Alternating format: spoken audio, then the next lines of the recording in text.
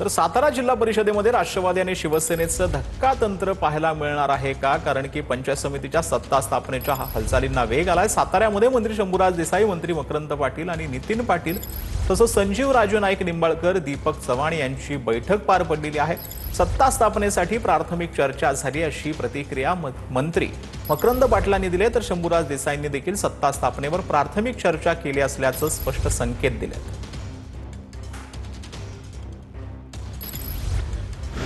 सत्ता स्थापन करणार का तुम्ही दोघं? नाही, अजूनची चर्चा नाही. पण लक्ष लागले लोकांचं की राष्ट्रवादी आणि शिवसेनेची सत्ता स्थापनेची इच्छा आहे. नाही, अजून त्याच्यावर चर्चाच नाही.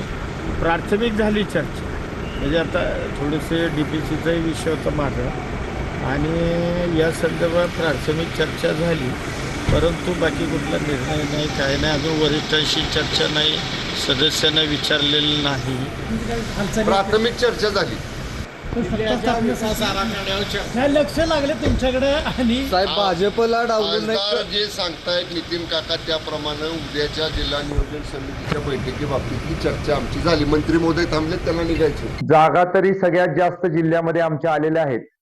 वरच्या पातळीवर आता मुख्यमंत्री साहेबांच्या, एकनाथरावजी शिंदे साहेबांच्या आणि सुनेत्राताईंच्या पातळीवर चर्चा होईल आणि मग त्याच्यानंतर जे काही सूत्र ठरेल त्याप्रमाणे आम्ही इथं काम करू।